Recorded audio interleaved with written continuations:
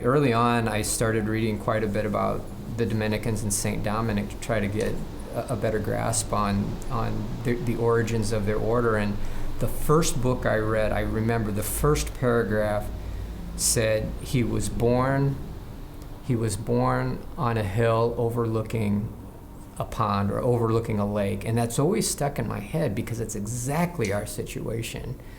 Monasteries have a very distinct form called a cloister.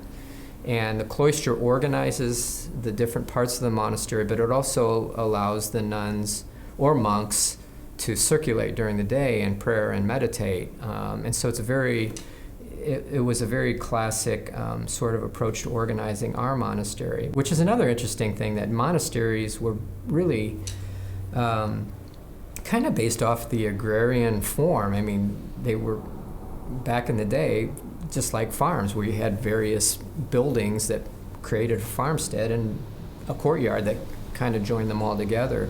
And here we are out in the farmland. So there's just all kinds of really neat little thoughts like that. So, and then we got into what does it look like, which is very challenging because you've got, 1,500 years of monastic architecture, and then you've got a lot of monasteries being built today that are very, very contemporary. So we went through a series of meetings where I just threw up images and got their reactions, and they always kept leaning back to the older style of architecture.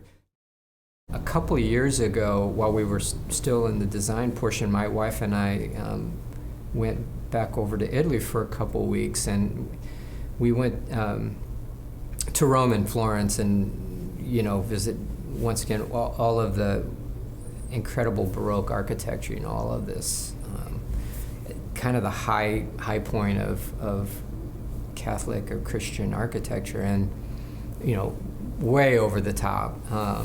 But I remember one little church that I went into. It was very, very old, very simple, wasn't celebrated at all. I just went in one afternoon, and I think it only had like one or two windows in it, and it was just so simple and peaceful, and that sort of stuck with me. So we kept that simplicity in this chapel, and I'm really excited.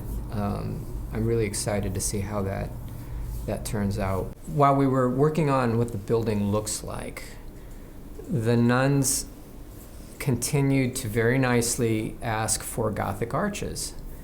And I struggled with that because, first of all, that's a centuries-old motif. Second, they're extremely hard to construct. I mean, they used to construct them out of, with craftsmen and with stone and masons and that sort of thing. And they're very expensive to build. And I'm like, how are we going to integrate any kind of Gothic arch into the project? And so we started with one as the chapel entrance, and it should be identifiable, but they kept asking for more. And then we got the idea of this loggia, which connected the cell wing to the chapel. It's outdoors, and we mimicked the Gothic arch and ironwork, which forms, a barrier, not a fence necessarily, but a physical barrier from going into the courtyard. But it allows air to flow through. It allows the nuns to look out and people to see into the courtyard. And we created these Gothic arches just out of the ironwork. They're great big things, but we were able to capture that feeling of the Gothic arches in a very economical, decorative way, in ornamental metal. And that was really kind of neat, and the nuns really resonated with that. And so this was a very long experience, but this was a lot different. This was more of a journey than just a business transaction. This was very personal, and I never felt inconvenienced or rushed or impatient or disappointed that I presented something I really liked and they didn't like it. That just never happened, and the time actually went by quite fast.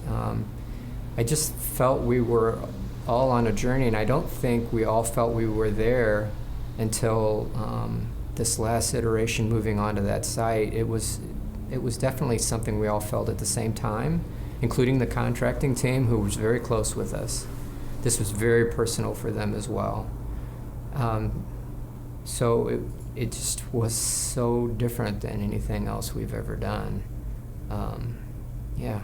There were a few iterations of the project until we got it. We found the sweet spot both on budget, their needs, size, location, and that spanned 7 years almost, which was fine. I think we were being guided through this whole thing very gently, and I feel very good about where we ended up. It feels right.